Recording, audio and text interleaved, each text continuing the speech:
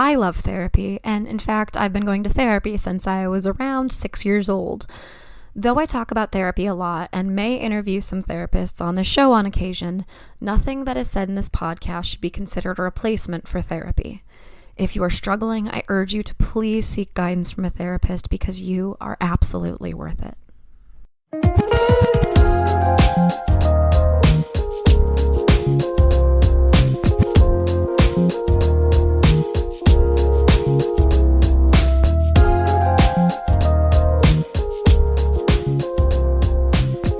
Hello everyone, you are listening to Wine, Dine, and 69, a podcast about dating, relationships, sex, and self-love. I am your host, Rachel Dalton, and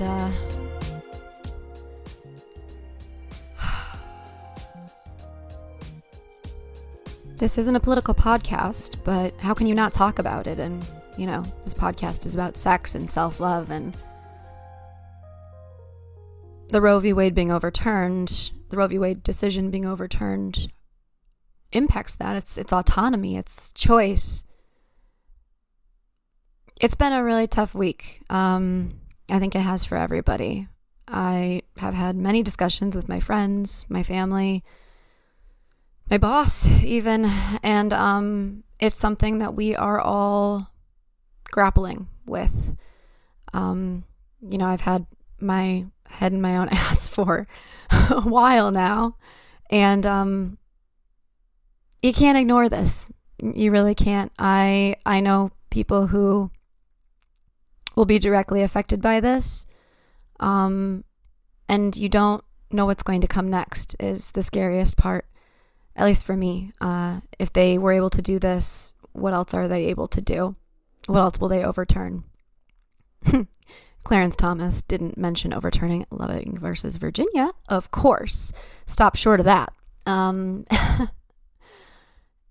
But I hope everybody is taking care of themselves in whatever way that looks to you, whether that means, I can barely even say this without wanting to vomit, whether that's running or me, I'm on my bed right now in my new apartment with a face mask on. And I'm going to go to bed early. That's self-love for me. We're going to go, I don't know, get yourself a special coffee in the morning. I don't know. I don't know your life. You do you, whatever that means for you. I think it has dawned on me how awful the last 2 years have been. Things were bad before that, right? Things were bad in 2016, but this feels like a culmination, and I'm scared of what comes next. And on top of that, my personal life fell to shit, lost a bunch of people in my life. I don't think I'm alone in this, but I am finding it pretty difficult to be happy, pretty difficult to be optimistic. And that's a tough place to be in when things are so dark already, right? Like, that's the time where you need a cheerleader and somebody to pump you up. But I'm scared. I don't know what comes next. And this just feels like everything from the last 2 years. And really, like, if we're really following it all the way back, this is a reaction to the 2008 election.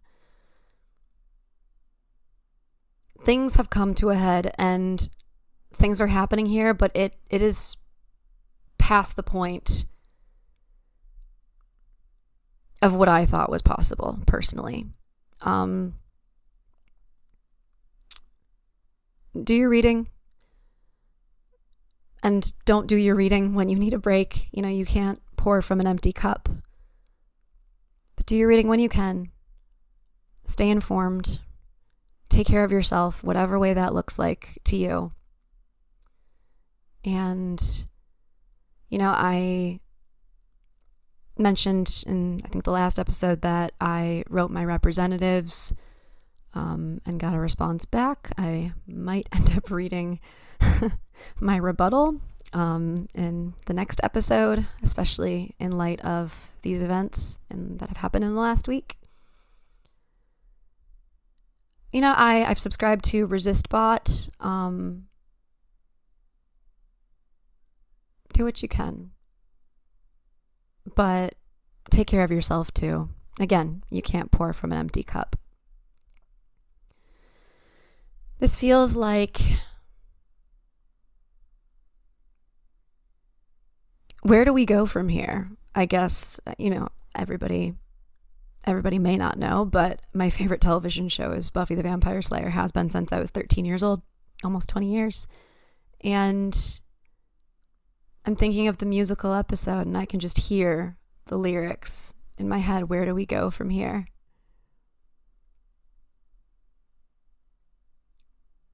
I don't know. I guess I'm just starting to realize that you might have a plan for your life, or you might have a sense of how things should go, or how you want things to go. But we don't really know what's going to happen. Life can change so quickly, and that's something that I'm realizing. And honestly, it's making me think a lot more about intentionally being present and intentionally being grateful, because things can change so quickly, and it can smack you in the face. And so you just kind of have to learn to roll with the punches and play with the cards that you were dealt. Being an adult is hard. Being self-aware is hard. Being sensitive is hard. And I know that I'm pausing a lot in between my thoughts here, and, I could go in and edit them out, but I don't think I'm going to. I don't even know what I'm going to say really here. This is pretty raw, not rehearsed. Shit just sucks, man. And yet, in the middle of shit sucking, I'm still trying to find those glimmers. There are triggers, and I think we talked about glimmers are the opposite of triggers. Those things in your life that spark unspeakable joy in that moment. And I, for the most part, took June off of social media, which was so good for me. Oh my gosh. But aside from it being good for my mental health, it also made me more present in kind of a cool way. I don't know. Maybe I'll take July off too, or just permanently decrease my usage. That sounds like a better idea. Doom scrolling isn't helping anybody, least of all somebody who's trying really hard not to self-sabotage. But yeah, do what you can to find those glimmers in the day-to-day. Talk to somebody if you need it.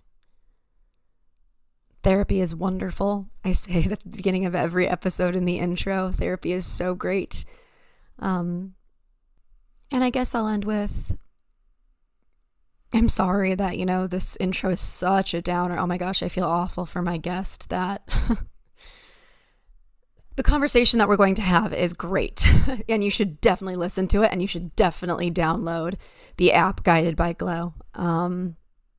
So I'm going to put a note in the episode notes that you can skip ahead if you need to. But yeah, I'm sorry that I don't have anything more profound to say. I guess the fact of the matter is I'm really fucking tired. And I think everybody else is too. So I am in solidarity with you there, and the best thing that we can do is stay present and be kind to each other. Okay, so how do I transition out of this? Well, what's not a downer is spiritual, erotic audio meditations. That's not a downer. That's pretty fucking great. And I'm so excited to introduce Sayra Player to my audience.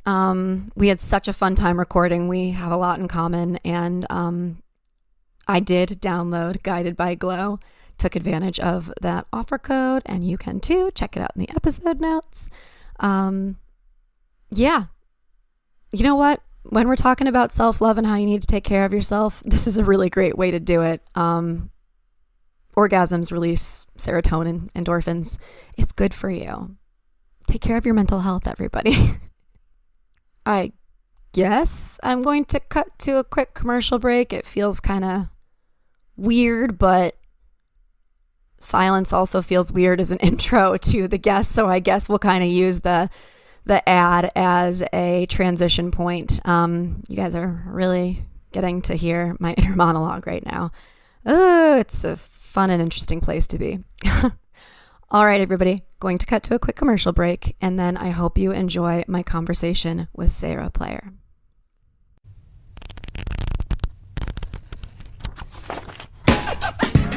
Calling all citizens of Halcyon City.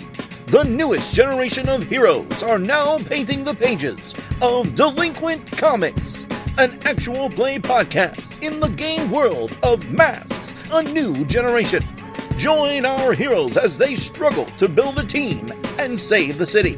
Can Titan escape the shadow of his mentor burnout? Is Soul's overwhelming power too dangerous to control? Will Muse discover her past? And how does White Knight stomach all those strange snacks? Listen to Delinquent Comics to find out at allportsopen.com, Spotify, iTunes, or wherever podcasts are found. New issues become available to all citizens every other Monday. Hello, everyone. Welcome back. Off the bat, I'm going to mention that if I sound a little different, it's because I have had vocal issues for the past week, and I keep trying to sing through it. So it's my own fault, really. But anyway, I am very excited to be here with my guest, Sayra Player. How are you today? I'm pretty super. I've already had a circle with some of my closest friends and dropped into the day and feeling really good. And I opened my computer today and I have the definitions that come up, the word, it's like a dictionary screensaver. Mm-hmm. And I opened it and it has a picture of me and my name for the login password. And next to it, it said wizard. And the word was like wizard, Sayra Player. And then it had the definition for wizardry. That's amazing. Oh, let's do that kind of day. I'm going to be a wizard today. Oh my gosh. Yeah, that's, do you know what Hogwarts house you're in? Gryffindor, of course. Gryffindor? Okay. Yeah. Okay. All right. I mean, my daughter, I say of course, because my daughter's very passionate about it. And it would be a big deal if I was in a different house than hers. Oh, okay. I see. What about you? I'm a Ravenclaw. Ooh. Yeah. Cool. Yep. I am. My mother did it and she was in Slytherin and I just started laughing. I was like, oh my God, of course you are. You're so funny. Every time she'd answer a question, I was like, Mom, really? Okay. Oh my gosh. Well, it's hilarious. My daughter's like, she's in Slytherin. Grandma's in Slytherin. It's true. I wonder, that must be some tension at family get-togethers. Oh, no, she's funny about it. So it's good. Okay. It's good. As long as there's humor, we can do most anything, right? There you go. Yeah. Yeah. Well, I'm super excited to talk to you today. You are the founder of a meditation app that is specifically geared towards sex. Fact. Yeah. That is what I've done. I'm super excited to hear all about it. Let's kind of start with you kind of telling me a little bit about yourself. I know that your background is in theater, so is mine. And tell me about you, your life, your career, and kind of how you got to where you are now. Oh, cool.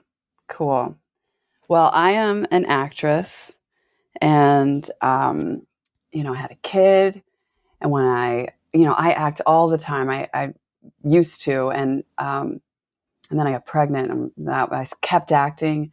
And then I gave birth, and I became a cow that laid in bed and breastfed. And I was like, oh, I had all of this energy that was used to doing this other thing. It was now doing this really magical thing of raising a human being and nourishing her.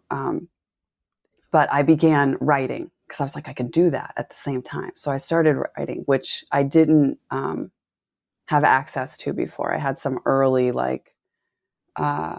grades when I was like 6 years old that told me I was not a writer, how those things can happen. And then I love writing.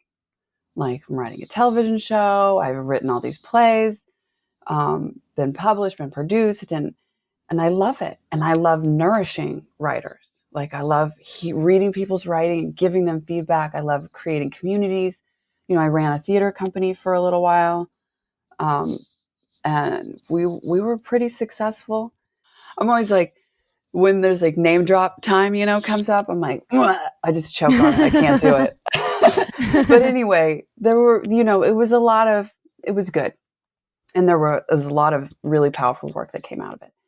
And so I got used to like shepherding like 60 creatives doing that. And like, I loved nurturing that. I loved seeing the strength and like pouring my energy into it and doing it for myself too, And, I kept that up while my child was growing. And then, and then I started doing all this, getting serious about my spiritual work and wanting more purpose. Like, I love, the television I've done. I love it. And I love the films I've done.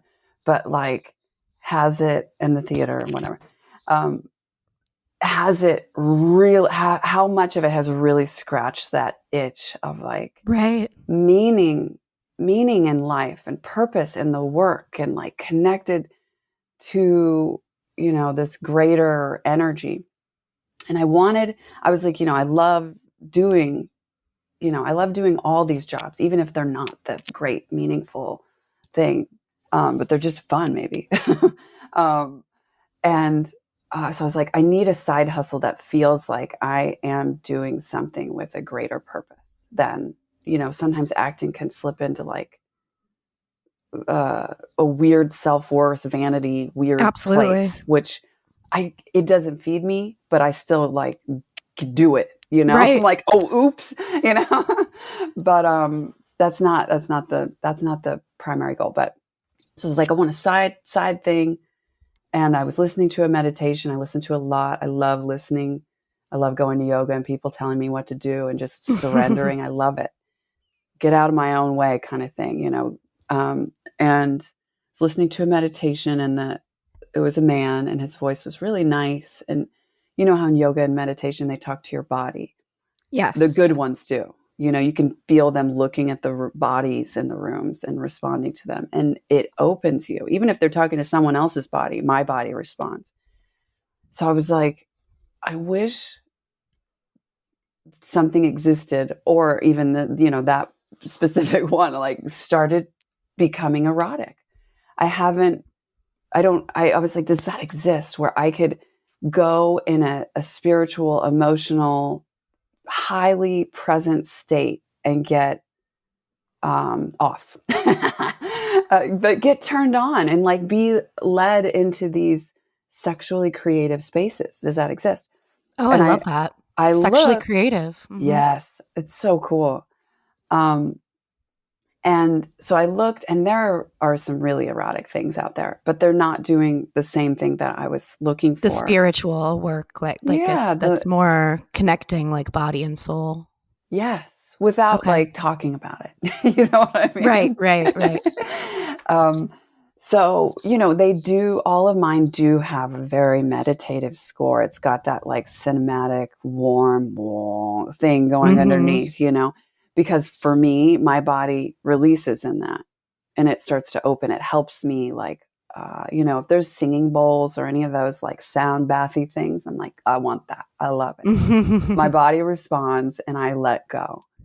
And so also as an actor, I don't know if you did sensory work or any method training, Oh, yeah. But you did cool. Mm-hmm. So that's my background, is like opening the instrument through my senses, uh, sometimes it's through associations with acting and history and like cultivating old memories, but that's separate from just a relaxation. And sensory is just, imagining your favorite fruit or the sound of the ocean and what it feels like inside of you, and what the water that is inside of your body, how it responds to the sound of the ocean. And you just kind of go into these mindful, I say mindful, but it's just like your mind is concentrating on something specific in the present moment. So you get led in that way. And then in comes, we have stories and we have meditations, and they're all spoken directly to the listener. And the stories are, you could be at the beach, for example, like I just brought up, and you would be led to this sensory awareness of what it is to be at the beach. The sun, what does it feel like? The ocean, what does it sound like? And we bring in some sounds, and then the person is laying next to you, and they present, he or she would say, I'm laying next to you. I lay my hand on your stomach and, feel your sunblock is smooth and slippery and whatever. Then it just slowly evolves into one action after another. Right. While staying very connected to this sense of intimacy, and connection. So yeah, that was a lot, but I think that was the answer. Yeah, no. Yeah. It's funny how there is such a link between, I'm finding, like, people in the theater acting world and the like sexual wellness Mm-hmm. field. I don't know if it has to do with being open, or if it has to do with the training that we've had to be vulnerable, or if it's just, that we're a more sexual breed. I don't know, but it's kind of funny how that works. I feel like most of us are some sort of, unless I feel like, I'll probably change my mind about this in 5 minutes, but I feel like there are like the narcissists. They're like, I need to be seen or I will burst into flames. And then there's the like seeker mystics who are like aware of that like wonderful cosmic in tune thing that happens when you drop Right. into the present in a story with an audience. It is such an intense ritual that Absolutely. I think it's that. Yeah, no, that makes sense. I mean, I know that, I struggled when I was in college because, I have a big personality, but in comparison to the other people in the theater department, my personality it kind of like got stifled. It kind of felt like, so I've always felt like I fell more into this like sensitive area of theater. And I love too, like what you said about, the meditations. I always find that I'm so frequently in my head that it takes me a while to like remember, like, oh yeah, like you can be present in your body. So yeah, as somebody who knows many people like that and who deals with it myself, that's such a cool idea. well, we have connect such intensely busy lives. Mm-hmm. If we're not in our head a little, you got to manage the thing. You got to tell the husband, figure it out. They're my idea. You have to I have to get in my head. And then I also need a break. Absolutely. I really do, but I haven't, it's, it's a balance. It's a balance. And I think it's a balance. I think this idea of mindful sexuality and mindful masturbation, I wasn't even trying to do that necessarily in the beginning, but that's very much what it is and what it became. When it evolved, sure. Yeah. And it also became this thing of sexual somatic healing, but hands off, which was totally unintentional. But it's very much that. I talk to people in that field and they're like, that's what I do. And I'm like, oh, yeah. hello. Talk a little bit about like somatic, I mean, I'm really interested in somatic work. Talk, for the listeners, like tell people about what that is and how you incorporate it into. You know, I feel I'm always like, I didn't go to school for. But I mean, I think it's the same as, shadow work. It's the same as all these ideologies of, and internal family systems is another thing. It's totally separate, but it's the same. It's like, how do we feel into the unfelt spaces, the scary spaces safely, Yeah. And with sex, a lot of the scary places can become our turn-ons, Oh yeah. and I've found myself less interested in that. And more interested in, well, I mean, in some way, it's like, what kind of scary place are we talking about? Or, are we talking about scary, like bringing out my super intensely awesome sexual spirit? Are we talking about that kind of scary? Right. Because It's its own brand of scary. Yeah. Or are we talking about like, a rape fantasy or something? Right. Right. I don't personally don't want to do that. Right. And, in all honesty, I have, and many women do, like just for whatever reason I needed to go into. But what is it when it's really for amplifying your light, amplifying your desires, amplifying your needs, amplifying your power? So, and I think that's what they're doing in somatic healing, I think that they're, some people are intensely sexual but afraid to be touched, Yeah, absolutely. Like, that's when you go into that fear, like, what's scary, and that's why I think I keep at this, how much safer can it be to own your desire than putting headphones in, and you can push pause, you can press fast forward, like in complete control. Yeah, in complete absolutely. control. And I put tags on there, and I don't have like trigger warnings, I wasn't like, there's a penis, or there's kind of, it says hetero and same sex.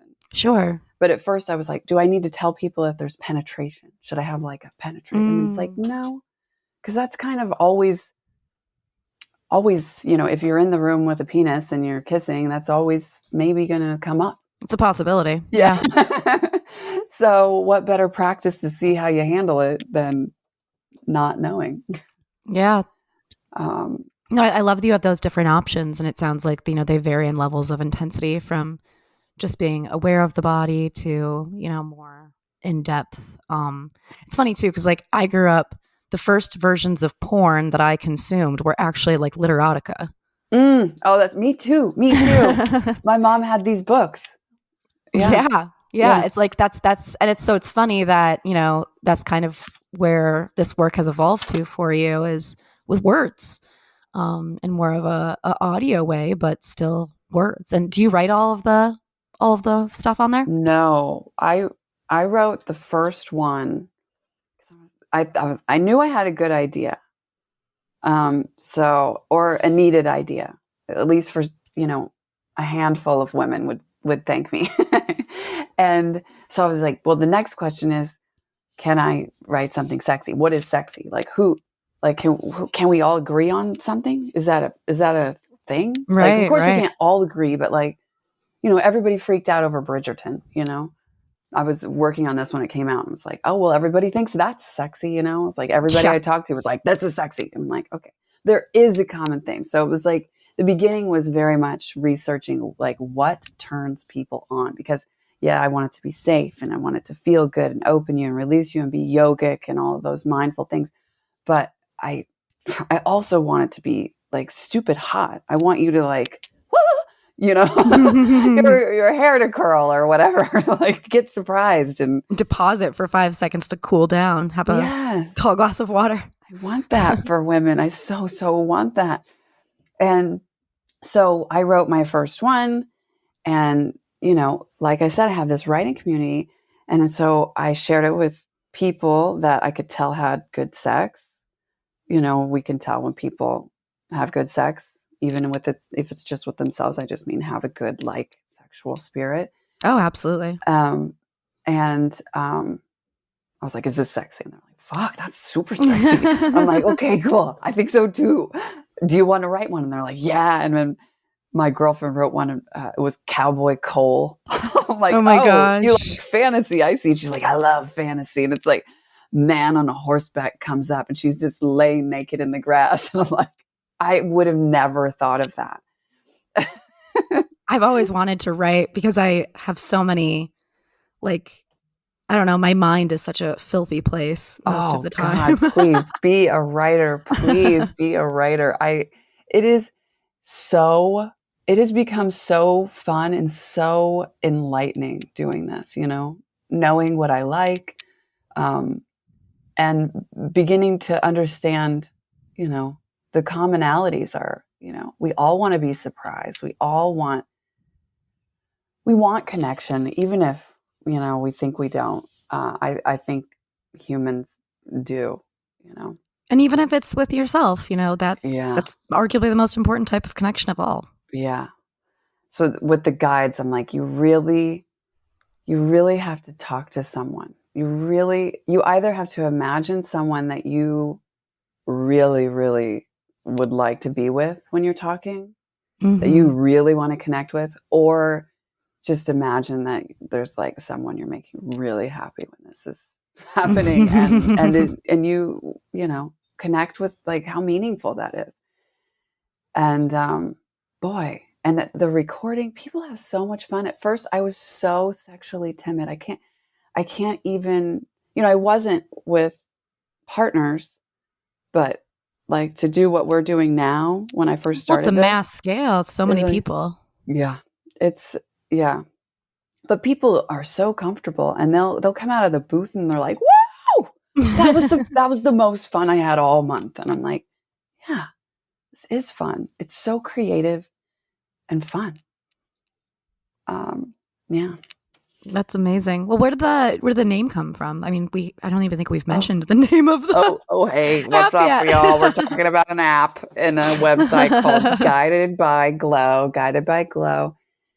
And I wanted to name it Glow.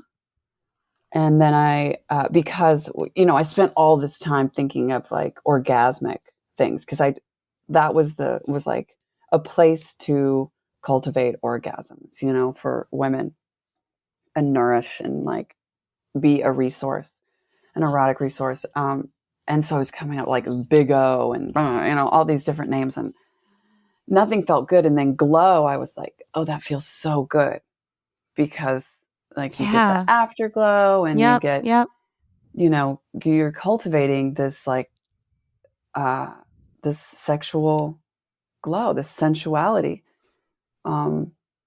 It's funny because I was sitting at my desk a couple days ago, and I was, you know, writing my email to you, like, here's what you're gonna need for recording. Here are some of the sample questions. What I do. Podcasting is a lot of work, y'all.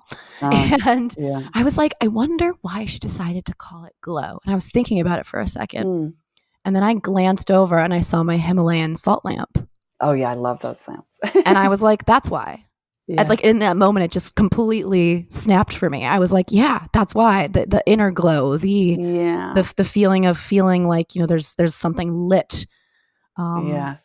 But it made complete sense to me in that moment, you know, when I just, again, was feeling things sensory versus actually thinking about it. So.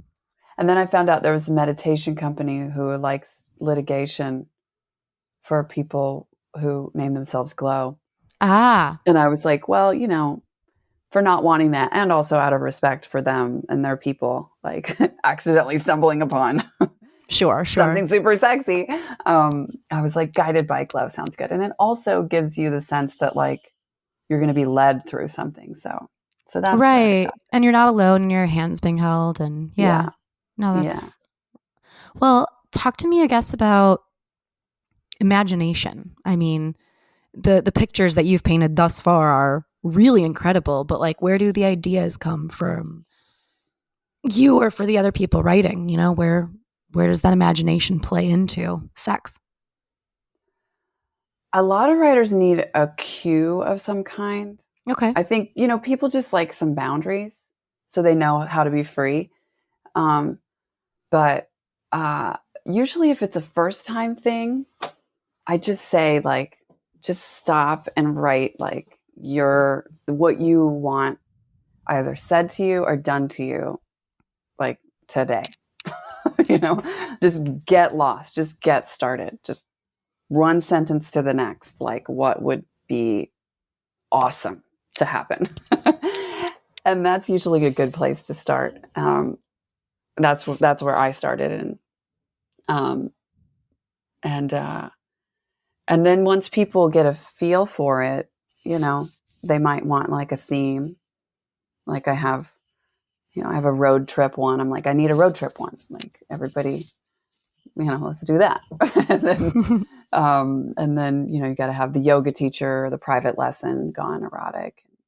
I'll just like throw things out if people are coming up blank. But I wrote one once when I was, I don't even remember. It was about a voice lesson gone erotic. Like a vocal lesson. Because that's my world, right? Oh, great. Yeah. Yeah. Mine are, I often imagine a massage gone erotic. Or, yep, that's a big one. Yeah. So there's even a section called massage. Oh, good. Okay. There you go. Yeah, lots of great options. And it's so important to, well, I get what you mean about like needing to feel free within the boundaries, but it sounds like you have a very open way of letting your writers approach this. Yeah, very open. I mean, this whole thing has been learning, so if, there was something that came at me where somebody wrote, and it was a lot of, I want you to be a good girl, this. And I was like, ugh, I don't like it. And so I still don't. But that's me. That's like where I am. Like I spent too long being a good girl. What? I love that stuff. You do? I know. People do, and they need it, So it'll take me, I'll probably have to chew on it for a month or so. And then I'll be like, okay, let's do a good girl one. Yeah. But, as the center of the thing, it has to feel fully integrated and aligned. And it's when I don't get it there, in full truth, that things will get wonky. Okay. I have a kink section. And at first I was like, I'm not going to do a kink. This is just like yogic, mindful hot sex where we don't need to tie anybody up. And then I was like, but kink is all about surrendering control. I know, it's so awesome. It's so awesome. And so I'm like, okay, but my sticking point was, anytime I had found some, I couldn't find any that turned me on. So okay. I was like, oh, I had a block. And so I just kept looking because I'm like, it's, this thing is, I have about 100 sessions now. So it's still being born, 100 sessions is a lot of alone time, so it's plenty, but it's still like, as far as being fully fleshed out and having everything we want intensely, it's still working itself out. So anyway, kink is now has a library, I think, of 9. And, thank God, it's so hot. It is so fucking hot. But like, I had to get my negative bias out of the way so I could say, well, what is that to me? I definitely have that side of me. Why am I bringing in the negative before the positive? Which, is something we do. I mean, I know you've gotten a script before and you read it and you're like, this is garbage. And then, and then you're like, oh, wait, what if I did? Oh, well, this works. Yep. Just sometimes the negative bias just like starts saying what it is. So, yeah, it's just evolving, but it, yeah. We'll have to get the Call Me Daddy one in soon. See, yeah, that's not for me, but Okay, I know that it is for a lot of people. That is the hardest one for me because I didn't have a dad growing up. I mean, I had one. He was around somewhere, but so I'm always like, you want to call someone daddy? That's so fucking weird. Yeah. Like, Yeah, it's not for me. I have a very solid relationship with my father. I was on the phone with him for an hour last night while he was on a walk, and I was like, no, it's just no. Yeah, the call me daddy. I don't know who. That's what I'm like sitting with that. I'm like somebody somewhere, and if it ever makes sense, Yeah. I'll it could be called call me daddy, and only the people who like that would click it. But I can't do it until it makes sense. Yeah, till it feels right. No, I love what you're saying. It really sounds like there's a lot of intuition that goes into the creation of these pieces. Yeah. Otherwise, I can't work as hard as I do. Right. No, that's definitely something that I'm trying to do more, is to like listen to that inner voice and kind of tap into that, because it's important. And, in the unfolding of all the wonders of being like, isn't this a great idea? And then being like, whoa, this is actually healing me in so many crazy ways. I gave birth, and she had like a Snoopy head and tried to come out the wrong way. And Snoopy has a long, like pill-shaped head. Oh, okay. I was like, I don't know what that is. It's not like a cone head. It's not the kind that's like right for coming out. But anyway, it was a disaster. I think most births are, but I believe mine was extra disastrous. But who knows? But the healing and the like, holding that space energetically, in the beginning, it was just like imagining that it was sexual. And then it became like, it felt like this like cavern, just like a gloomy cavern. Because it had been devastated. It was like it was bombed, So all those muscles and all that energy had to like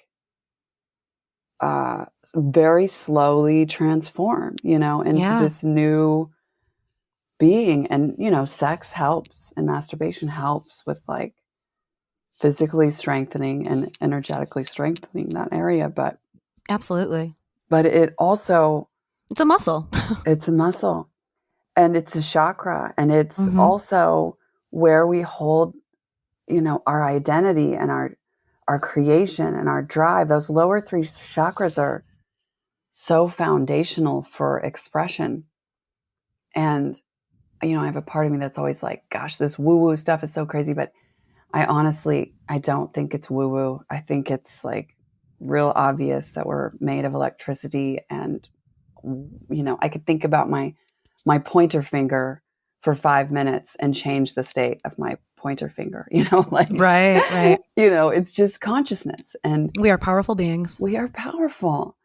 And, I've been doing different meditative and breathing work in those spaces with a lot of intention, trying to deepen what this is.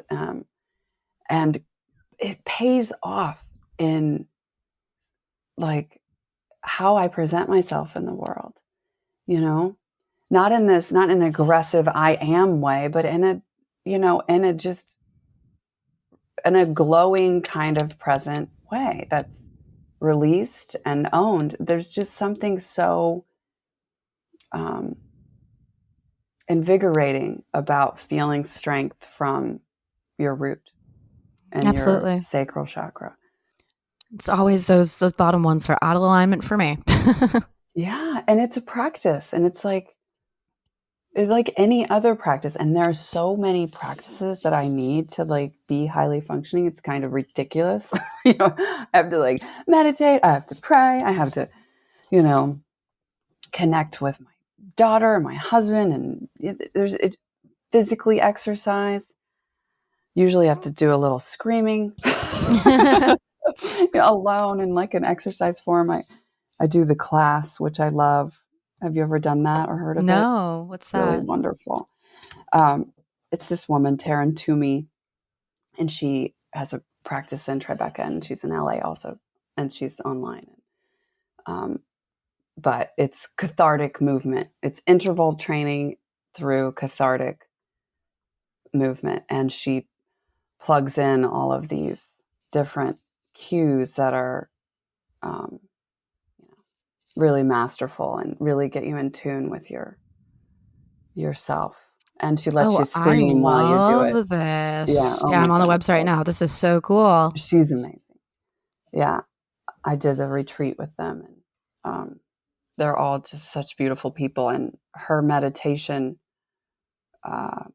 one of her meditation people that she goes on retreats with, and I think a very dear friend of hers, is also a coach of mine, and he helps business leaders in business, and he keeps me on point with why I'm doing this. And anyway, yeah, they're wonderful people. Yeah, that's incredible. And she creates a space where I can scream, which is Yes. necessary for. I got a car recently for a new job that I have, and I'm glad that I have a place where I can scream. I've done that a lot. Oh my God, it's so good to scream in a car. I'm so that person. Yeah, I'm like, and I had a bad day, and I was just like in my car and screaming, and I was like, oh, I'm not bothering my neighbors. I'm not, Yes. bothering other people. I mean, I might have looked a little crazy on my commute, but so good. Maybe that's why I also have lost my voice. That probably. Oh, a lot of screaming. I know. I have been thinking, and I'm an actress. We're actors, and I never figured out how to scream properly. That's like one of those things we're supposed to do. Oh yeah. And I never did that. Do you know how to do that? Yeah. It's because my background's in musical theater, right? So like belting is a really big thing. Yeah. I always end up injuring my voice. This is what my professor said. Fred Love, this is a shout out to you. All right, Fred. Fred. Scream or sing from your hoo-ha. Oh, well, okay. Really bear down. And like, I think that when I learned how to do it, I was lifting something really heavy. It's all about really like, it's not about screaming from like, the throat or up here. It's all about screaming from like your legs and your thighs and try that. Okay. You know what? That's why I don't hurt my voice in the class, because I scream from my hoo-ha, and even further, I scream from the core of the earth. Yeah. I love it. No, that's the way to do it for sure. Get it all out. Yeah. No, absolutely. Well, what are some benefits, that being sexually expressive can have for, I think that it sounds like, this works really well as a solo experience, but it can probably work as, a coupled experience as well. I love it. Well, I forgot the first question. Oh, yeah. What benefits does being sexually expressive have? Oh, nice. For like your individual lives and as like, your life. Yeah, I think it's that like, that identity thing. I mean, for me, it's so to really show up for myself, not just like a quick orgasm, but like show up and like really feel pleasure and release into like a highly intensely emotional, spiritual, mental release, physical, obviously, right, is the energy that it cultivates, that space that resonates in you afterward, is palpable for you, for others. Like if I meet people who meditate regularly, you can tell. And it's the same with, this is a sexual meditation. That's what it is. You have an orgasm while meditating. And it, when I meet people who are in their body and feeling like really aware of their physical aliveness, I'm so comfortable, and I want to be next to them. Yeah, no, definitely. And I find when I am that person, people want that from me. And I'm still always like, why are they still here? What did they do? Are they enjoying my company? I'm still always a little like, is this happening? But it is, it's attractive to be in your truth. Even if it's like, I'm a member of the Actors Studio in New York City, and we put up work every Tuesday and Friday. And, there's this audience of professional actors and Oscar winners and, really bright, beautiful creatives who respond to your work. And it's as you can imagine, could be really challenging to own your truth and then, sit down in the chair and listen to what they think of it. And that audition grind, man. Yeah. So vulnerable. But we do it. And it's like every time I've gone into, we were talking about FBI, Jonathan Strauss and others cast that. And, going in, that's one of the best rooms that I've been in New York. I went in and I looked at them and I was like, look at these beautiful human beings. And then I sat in the chair and I did this, extraordinary piece of this woman's life, and then looked up and there were these people trying to cast this thing that I thought were really cool. And we were just together for that little tiny bit. And then I left and I was like, I don't care. I liked those people. I liked that experience. I had a good time, Yeah. And that's what it is. And that's, we are sexual. I guess some people aren't. They're something else. Sometimes that gets cut off in the human brain or physiology sometimes. So I understand that, but the majority of us have a sex drive. Yeah. And when it's not owned and nourished, it hurts. It hurts us. Yeah. And you feel like something's wrong with you. Yeah. If you're not connected to that, part of yourself. And I forget, like I forget to meditate. I forget to masturbate. I'm like, what? When's that been? 2 weeks. Oh my God. It happens. So it's like any other practice. And, I don't get to hear a lot of what the app is for people, but some people do let me know on Instagram. And not a lot of people write me at the email, but sometimes people will let me know, what guides they like, and, what it means to them that they're really having this transformation and they're so grateful. And it's, I wish I knew more, but I do know that more and more people are buying it. It's like, it's steamrolling, and I'm not paying much. I'm barely doing any marketing.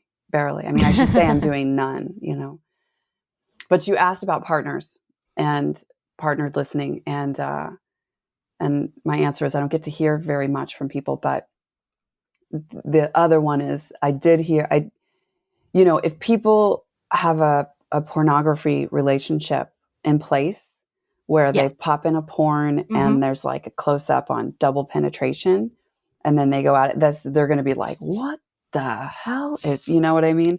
They're just going to like so far they're angry. They seem angry because they also accidentally purchased it or something, they're like, what happened? I'm like, just refund them and move on. It's very interesting how triggering technology is and how triggering sexuality is, and getting feedback sometimes about both of those. I'm like, that is theirs. I just have to be kind and generous and cut ties. Your intent was pure. Yeah. And then there's the one I got that is, someone I know, and he was on vacation with his wife, and he played it for his wife. And anyway, the front desk was called because it was so exciting. The neighbors were very annoyed. But so I think it's very feminine, this audio. Sure. I think, men, I hate generalizing, but a lot of men are like, they could just be like, and penetrate and orgasm. You know, they can just like, boom, you know, they're just like, oh, hey, how are you? And their hands on your vagina. And you're like, I like it when you touch my vagina. I do. But like, just felt a little intense to be like the first thing. Like there wasn't even a kiss or a hello. Like, so there's, you know, with this, I really wanted that kiss and hello. And it's, you know, getting to know the guide as they drop you into your present state through relaxation techniques. That's the get to know you before I touch your vagina. Yeah, definitely. Yeah. Well, you, I mean, where can people find you? I think you mentioned that you wanted to promo a discount code. So. I do. I mean, you deserve. If you made it this far and didn't know the name of the app until the middle, now you can buy Guided by Glow on the website, guidedbyglow.com, or on Google or iOS on your iPhone or your Android. And I have a promo code if you want to do a year. You can do monthly if you just want to like date and not get serious and cancel. And that's $8.99 a month. Or you can go for it and use the promo code WD69, Wine Dine 69, for $20 off a year, your first year. Nice. And it's $47.99. So that would make it $27.99 to have a year of, you know, practicing expanding your sexual nourishment for a year. Definitely gonna do that. So, well, if you do, I mean, I should tell you after, I guess, but I would love for you to write. I would love it. I'm open to. Not, I shouldn't tell you after. I should tell you now in case anybody's listening. I need more writers. I want, you know, I want diversity in the content. You know. Absolutely. I always go over them and make sure they have like the drop in and the climax and, you know, the important things. Yeah. Yeah. But I'm not interested in writing them all. And I don't. No, I mean, it sounds like you're the visionary, right? You're the person who, no, it's incredible. Mm. Well, where else, Guided by Glow, you said the website, you said you have an Instagram. Yeah. Follow us on Instagram and tell me everything you dream of somebody whispering in your ear. Perfect. Yeah. Any last pieces of advice you have for somebody who's working to express themselves more in this arena? I think we know what we want. We just have to, for me, I had to get really quiet and listen. For me, my inner guide is still quite quiet. Mm-hmm. And I don't think that means it's not powerful. Mine's also located in my sacral chakra, which is the sacral. Get quiet and know what you need, you know. And the app also has 3 free sessions. So if you're interested, go in and see if that isn't interesting to you. And if not, DM me and I'll tell you other things. Nice. I'll tell you other ideas. Incredible. Yeah. Well, Sayra, thank you so much for your time.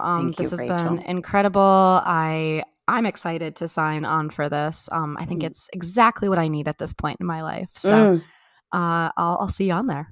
Oh, thank you so much, Rachel. This has been a real joy. And listeners, thank you for being here and listening. Don't forget, I'm going to put the promo code in the episode notes along with some of the other things that we've talked about today. Thank you again, Sayra, for being here. And this has been Wine Dine in 69. And I'm your host, Rachel Dalton. Let's keep talking.